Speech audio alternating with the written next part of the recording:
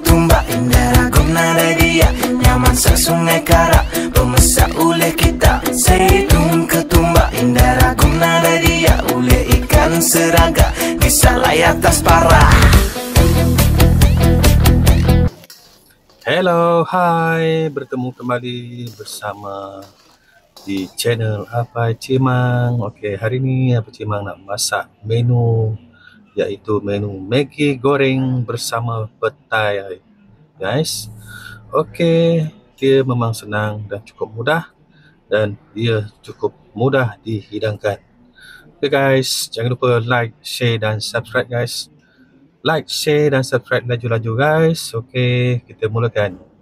Mula kita masakkan petai dulu, rebus petai sehingga lembik. Kemudian kita angkat. Okay guys, lepas tu kita masak mi, rebus separuh masak guys. Kita masak 4 bungkus guys, untuk hidangan 4, 5 ke 6 orang guys. Okay, kita bagi masak dalam 5 minit guys. Lepas itu kita kacau-kacau, bagi dia lembut sikit. Kita bagi dia lembut sikit guys, supaya senang kita nak masak. Okay. Lepas itu kita kacau-kacau dia sehingga dia mi itu betul-betul dah rebus. Kemudian kita angkat guys. Okay, kita tutuskan air mi itu guys. Tengok cantik tak mi dia guys. Okey, kita siapkan bahan-bahan dia. Kita potong bawang dahulu. Gunakan bawang 4 ulas guys, dipotong kecil-kecil ataupun nipis. Kemudian kita letakkan ke tepi. Okey, lepas tu kita potong fish cake guys, potong nipis-nipis. Okey, supaya dia senang masak guys. Kemudian kita letakkan di mangkuk guys. Okey.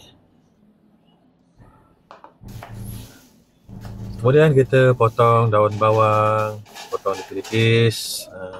Letak di mangkuk guys, supaya senang kita nak ambil bila nak masakkan guys. Daun bawang untuk kita di hiasan di penghujung masakan nanti guys. Ini dia petai yang sudah direbus guys. Okey, kita panaskan kuali dulu dan masukkan bawang putih yang telah dipotong guys. Kita kacau-kacau dulu sehingga dia naik aroma dia guys. Kita kacau lagi guys, supaya dia naik aroma dia guys. Okey. Lepas tu kita masukkan sebiji telur. Kita menggunakan sebiji telur saja guys. Okey. Letak telur. Kemudian kita kacau sehingga telur tu hancur guys. Okey, kita masukkan telur ini adalah untuk dia punya, supaya masakan kita lebih sedap guys. Kemudian kita masukkan cili kisar guys. Kita kacau supaya cili kisar itu bercampur dengan bahan-bahan lain yang lain guys. Kacau sehingga dia kemerah-merahan guys. Itu adalah resepi utama untuk kita menaikkan kita punya keenakan Maggi goreng petai guys. Kita kacau guys sehingga dia naik bau dia punya, sehingga pecah lemak dia guys.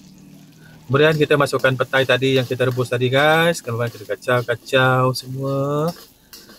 Kita kacau guys sehingga dia bersebati dengan bahan-bahan yang lain guys. Tengok cantik tak dia punya tu. Lepas tu kita masukkan Maggi yang kita dah rebus tadi guys. Kita kacau dia. Kita bagi dia berterabur kat dalam kuali tu guys. Jangan berterabur dekat lantai guys. Kita kacau guys. Okey.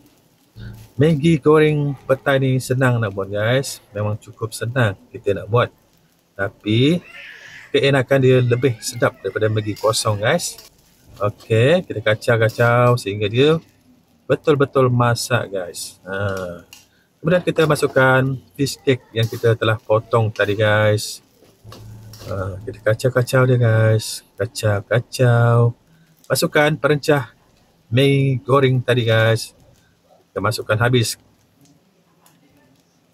Dalam masakan ni guys, tak perlu kita menggunakan garam dan ajinomoto sebab kita menggunakan perencah yang ori daripada Maggi tadi guys. Kita menggunakan yang perencah daripada Maggi sendiri guys.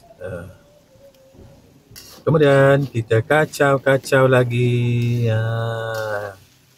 Kalau mi goreng ni agak keras kat bawah tu, kita masukkan air sedikit guys.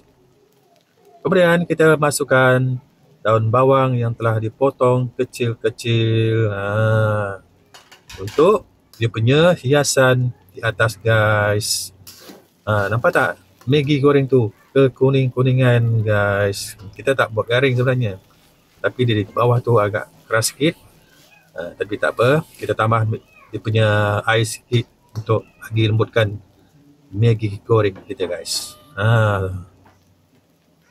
Maggi goreng ni cukup sedap guys. Ia adalah santapan petang ataupun santapan tengah hari guys. Kita angkat. Tada! Itu dia tadi Maggi goreng kita. Sudah siap masak. Okey, kita test power dia punya Maggi goreng guys. Dia memang sedap guys. Kita rasa dulu guys. Memang sedap guys. Okey. Jangan lupa guys, like, share dan komen dan subscribe guys. Kita jumpa di video akan datang. Bye bye.